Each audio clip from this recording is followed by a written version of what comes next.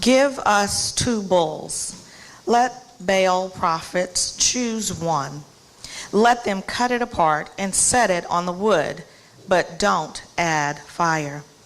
I'll prepare the other bull, put it on the wood, but won't add fire. Then all of you will call on the name of your God, and I will call on the name of the Lord. The God who answers with fire, that's the real God. All the people answered, "It's an excellent idea." So Elijah said to the prophets of Baal, "Choose one of these bulls, prepare it first, since there are so many of you. Call on the name of your God, but don't add fire." So they took one of the bulls that had been brought to them. They prepared it and called on Baal's name.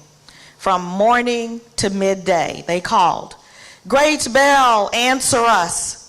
But there was no sound or answer. They performed a hopping dance around the altar that had been set up. Around noon, Elijah started making fun of them. "Shout louder!" Since certainly he's a god, perhaps he is lost in thought or wandering or traveling somewhere. Or maybe he's asleep and must wake up. So the prophets of Baal crowed with the louder voices and cut themselves with swords and knives, as was their custom. Their blood flowed all over them. As noon passed, they went crazy with their ritual until it was time for the evening offering. Still, there was no sound or answer, no response whatsoever. Then Elijah said to all the people, "Come here." All the people closed in, and he repaired the Lord's altar that had been damaged. Elijah took 12 stones according to the number of the tribes of the sons of Jacob, to whom the Lord's word came. "Your name will be Israel."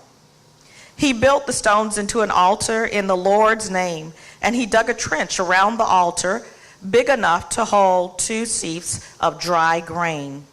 He put the wood in order, butchered the bull, and placed the bull on the wood. "Fill 4 jars with water and pour it on the sacrifice and on the wood," he commanded. "Do it a second time," he said. So they did it a second time. "Do it a third time." And so they did the third time. The water flowed around the altar, and even the trench filled with water. At the time of the evening offering, the prophet Elijah drew near and prayed, "Lord, the God of Abraham, Isaac, and Israel, let it be known today that you are God in Israel, and I am your servant. I have done all these things that you instructed me. Answer me, Lord,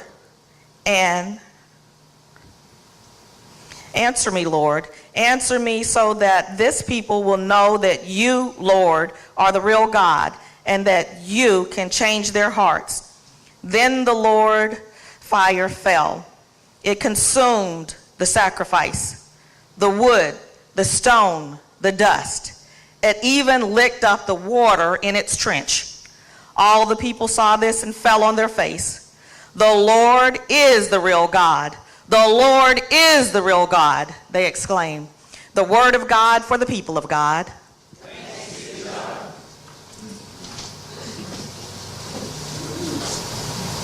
Thank you, Sherry, for that very dramatic rendition of a dramatic story. And for the music, I thought of something about my dad that I had not thought of in years. The sense of when you call in the night, I will come to you. When I was perhaps 5 or 6 and had access to crayons unsupervised, I drew 2 wild animals on my bedroom wall. One was an alligator that was the length of the bed, and another was a monkey that hid behind the door. Of course, when I went to bed, I was terrified because there were these wild animals in my room. I personally have no real recollection of this, except that my mother told me that eventually my father got out the paint and painted them over in the middle of the night to make the monsters go away.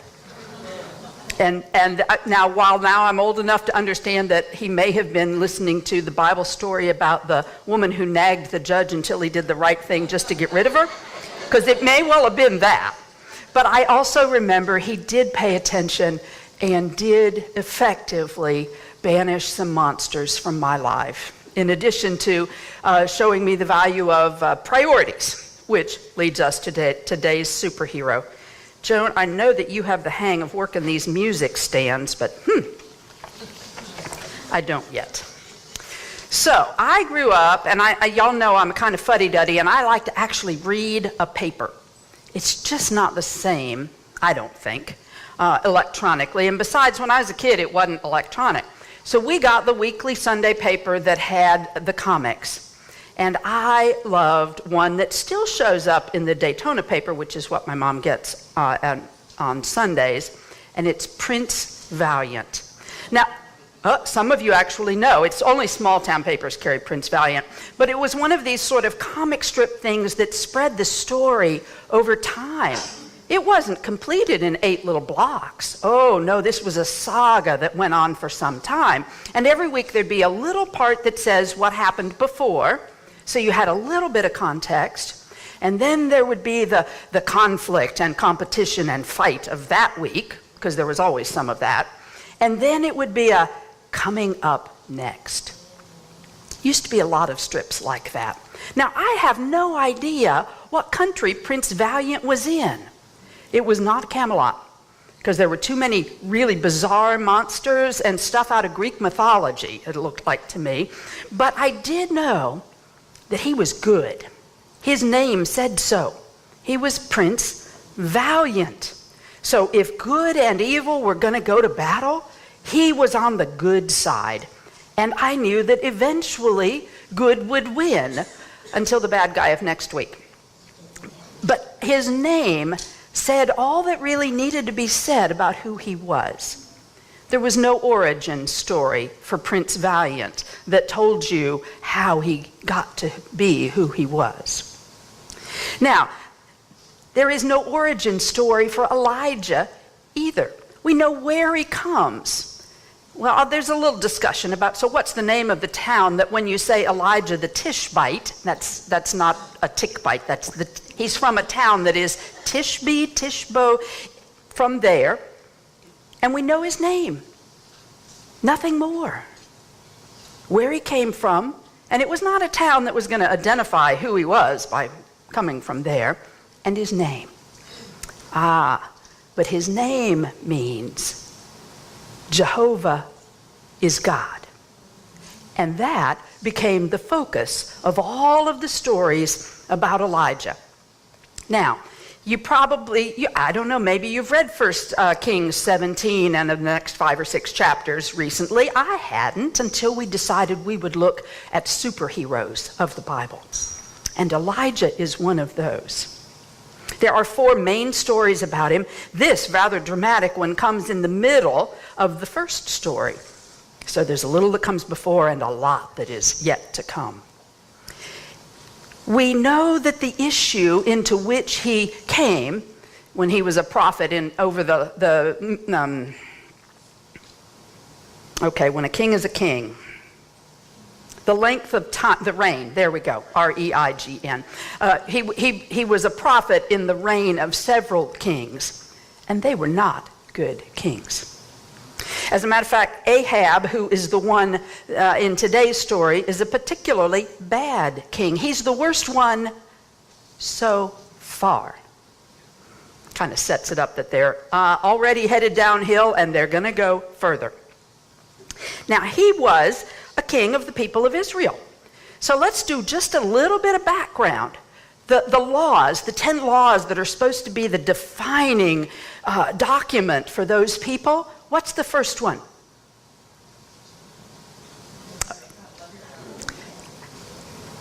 Okay, how many gods are there? One.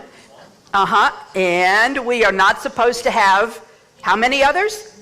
Any others. Yes. I am the Lord your God, and you shall have no other gods before me. And just to help you remember that, don't make any graven images. Don't make any idols. Those are the first two laws. You'd think that would be easy enough to remember and live by. No. It's simple, but it's not at all easy, as the kings and the people discovered. So King Ahab comes to power at a time where the neighboring kingdoms are a little threatening. So he decides it would be advantageous to have an alliance with the coastal kingdom of Phoenicia. And so he enters into this alliance, and along with the alliance comes this lovely foreign princess. Yeah, and her foreign gods. Not good. Yeah, mercy. It was not good. Now, the god that she worshiped is generally known as Baal. And Baal is a fertility god, makes the crops grow, sends the rain, sends the seasons, helps those seeds sprout, brings them to fruition. Good harvest. Well, you know, for a people who'd spent a lot of their time wandering through the desert, they knew God could provide manna every day. But would God be reliable in the growing of agricultural crops? You know, maybe it would be okay to hedge their bets. So worship God, and just along on the side, have a little bit of faithfulness, or at least, look like it, to a fertility god. Because that God knew how to grow crops and knew how to water the fields so that the flocks could find some grass to eat. Well, so King Ahab enters into this political alliance that brings with it this foreign princess and brings with her the competing faith. I will say parenthetically that seems to be a piece of human history that anytime sex and politics are mixed, it messes with makes the microphone go off. It messes with good judgment. So King Ahab's judgment was not good here, because he let his new wife bring with her, the idols, the worship practices, the staff and personnel known as prophets for the worship practices. It's understandable. All the neighboring kingdoms had a fertility god. So Israel decided it wasn't that they were going to give up on God entirely, but alongside that loyalty, they were going to add another one. So sometimes we'd go to, the Israelite worship, and sometimes we'd engage in the fertility practice, and overall, we'd cover all the bases that way. Yeah. Elijah, however, then comes on the scene, and speaking for Yahweh, speaking for his name's sake, he says, oh, no. Don't worship the God who's associated with the lightning and the thunder and the rain. Worship the God of all creation. That includes the weather, but it's certainly not limited to the weather. And just to prove it, he declares, as God instructs him, there will be no rain for years until I say so, Elijah says, and then promptly leaves the country. So there was no danger of him being able to say so. So he's gone for 3 years. That's a long time to get by on virtually no rain. It even says there's no dew. And in the summer, they counted at least on the dew to keep the pastures useful. So at the end of 3 years, God comes to Elijah and says, okay, you can go back and tell Ahab it's going to rain because God says so. And you go say that on my behalf. So Ahab is encountered by Elijah. Interesting that when Ahab sees him, he says, so is that you troubler of Israel? I mean, that was nasty language. Troubler of Israel. It's kind of interesting to me that sometimes when we're faced with the consequences of our own choices, we want to say somebody else caused that trouble because they're the ones who are telling us. You know, the doctor isn't the reason the disease comes, but boy, we sure want to blame whoever delivers the news. The officer who stops us for the speeding ticket isn't the reason for the ticket, but it's interesting what illustrations connect with varying people. I think, frankly, it's the same issue that Jesus talks about when he talks about the log and the splinter. They're the same thing, but we want to look at the one in our neighbor's eye rather than deal with the one in our own. So Elijah says, I'm not the one who's troubled Israel. You're the one who's troubled Israel. You and the kings before you who have just been unfaithful.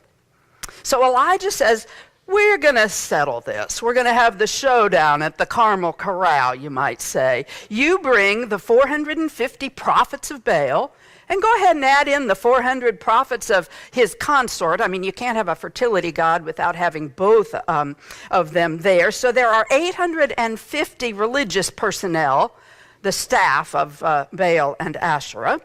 And then he says, bring all the other people, bring the people of Israel. So you've got a group of the prophets. Then you've got an undetermined number of the people of Israel. And by himself, Elijah, who does not immediately talk to his religious counterparts. Instead, he goes to talk to the people of Israel and says to them, so how long are you going to take to make up your mind? Actually, the image that is used there is how long will you limp along on 2 twigs? So whether you're using them as crutches or whether you're trying to walk on 2 branches, well, that only works if the branches stay close together. We might say, how long will you sit on the fence? How long will you be of 2 minds? Make up your mind, he says. And in case you don't have enough evidence, in case your own memory fails you in terms of how you're supposed to do this, we're going to make it really clear which God is the real God. It's kind of interesting. It's not the issue of whether there is a God. The issue has more to do with, so who is the supreme God and who are the imposters and competitors? So, Elijah, being the courteous person that he is, figures, let's get the most flamboyant and the competition out of the way. And they gather. And the deal is going to be like this. This is not a shootout. This is instead a flare-up, if it happens. And they're going to each sacrifice a bull, put it on the altar, but not add the fire themselves. They're going to call each on their own God, who is in charge of fire, lightning, and see what happens. So they begin with this elaborate description of the prophets of Baal, who gather their equipment, the bull. The altar is apparently already there. They put the wood, they put the bull, and then they begin this long period of extravagant, flamboyant prayer. And they go on and on and on. And eventually, Elijah, it's kind of funny, he has this sharp, sarcastic, taunting tone as he says to them, so maybe your God's not paying attention? Maybe you should pray a little louder. He doesn't really suggest longer, but because they've done that part, but a little bit more. Maybe your God has fallen asleep. Maybe he's gone on a trip. Wake him up. So they then continue to dance around the altar. We don't know what it was, but the word has to do with limp or hobble, and it's the sort of the rain dance, if you will, to get their God's attention. And at the end of that, in verse 29, to make it really clear, it says they went crazy with their ritual until it was time, and still there was no sound, no answer, no response whatsoever. Nothing. Nothing. So then Elijah says to the people, okay, next turn. Come in a little closer so you can see. It's kind of like I hate to say the magician, but someone who's doing something who wants you to be able to see what is happening. And they crowd closer. And Elijah begins not with the wood and the bull, but with the stones that make up the altar itself. And he does it in such a way as to remind them of their heritage. 12 stones, one for each of the tribes, and he places the stones. Then he places the wood, and then you have no idea how long this takes. I mean, they were not in and out in a 2-hour feature movie here. It was because then they kill the bull, cut him into pieces, place him on the wood, and then, just to make it really clear that there's not any spontaneous combustion, they bring in water. There was still enough water to fill 4 big jars, so they placed those. And Elijah says again, another 4, that's 8. Again, 12. Just like those stones, just like the tribes.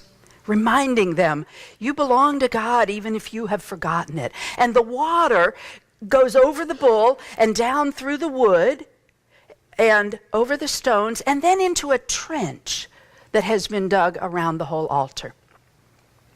And then Elijah prays a simple prayer, particularly in contrast to the hours and showiness of the other worship.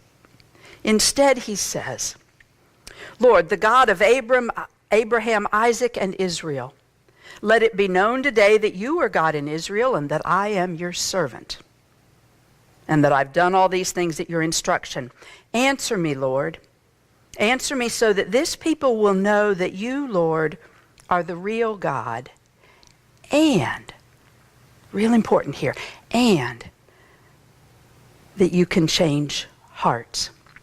Because the point of the demonstration is not simply to have this flamboyant display of God's power. The point of that is to connect with people's hearts so that they become aware of the ways in which they have not been faithful. And then the fire flashes down, and it consumes the bull, the wood, the stones, the dust under the stones, and all the water in the trench all the way around. Well, they did not need a study committee in a long time to reach the conclusion. Jehovah is God. Yahweh is God. And Elijah produces, he doesn't personally produce, he lays the stage, sets the stage for a demonstration of God's power that connects with folks in a way that they realize who is God and who is not. And then Elijah tells Ahab, well, you might as well go ahead and have the welcome back the rain feast because it's going to rain. And he does. Now, it doesn't rain immediately. Elijah goes up to even further up a mountain to pray, and 7 times sends his servant to see, is the rain coming? I think I hear rain. Is the rain coming? 6 times the servant comes back and says, I don't see a thing. It's a clear day. Doesn't look like rain at all. The 7th time, the servant says, well, I see a little cloud. It's not any bigger than your hand. But a cloud that isn't any bigger than your hand when it's a long way away is a huge cloud when it finally arrives. And then the rain came. So the issues for us, this is such an amazing story. And I absolutely trust the power that when we know these stories, they stick with us. Kind of like the stick tights that, you pick up when you walk through a field, and they stick to you, and at the right time, God's presence will cause them to flare and grow and glow, and you'll go, oh. Now, there are some who say, idolatry, how could they have possibly been guilty of idolatry? We would never do anything like that. Confuse something else with God? seek ultimate power in something that isn't ultimate? Oh, we wouldn't do that. Worship a God we create instead of the God who created us? Oh, we wouldn't do that. Worship a physical object or an idea as a God? Worship the appearance of something as divine?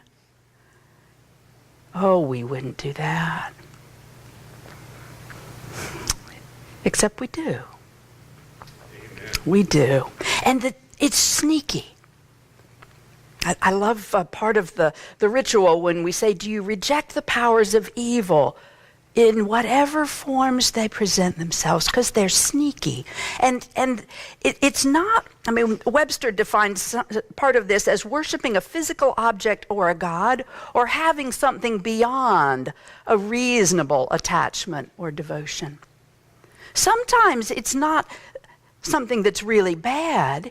It's something that's good that has displaced God. And that's some of the hardest stuff to find at all. I remember a church member who has done a devotional entitled, "What Do I Make More Important Than God?" And you know, most of us, if we had a little time, could answer that. Some of us, it wouldn't take any time at all. You just try taking everybody's phone away from them for a little while. Oh, I don't need it. Shoot, I've got mine up here in case I can't read the clock back there. We do. We let other things compete and displace and need to be called back to choose to serve the one God, who is the source of all, including all of that is good, but we must never confuse what is good with what is ultimately God. Very important.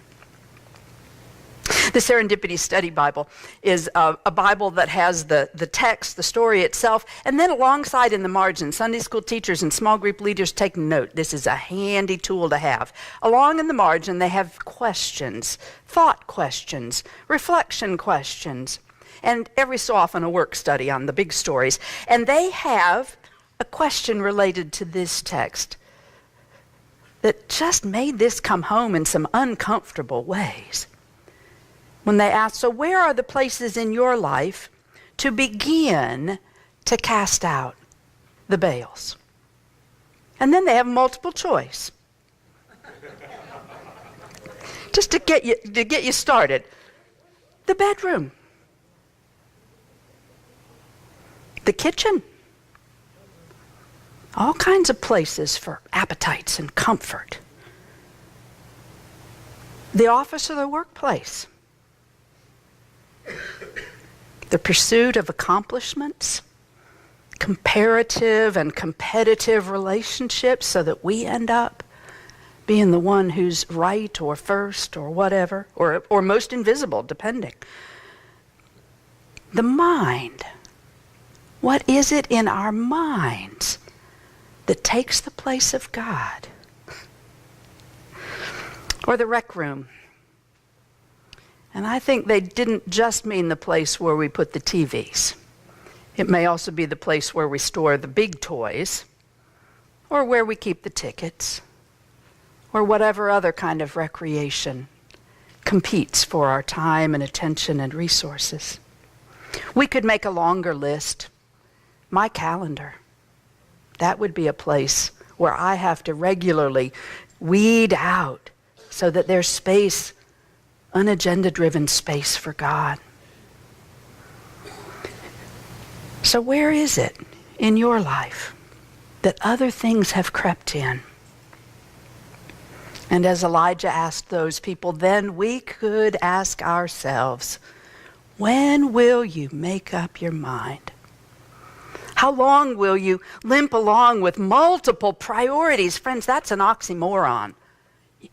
If there's a priority, it's the priority. If there's 3 of them, isn't any one of them that's the priority.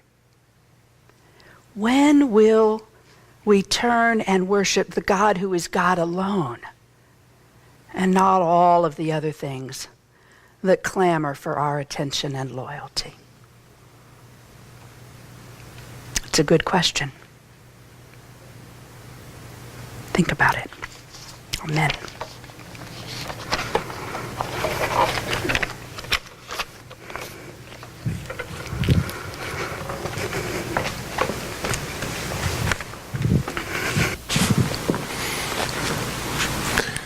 Will you pray with me?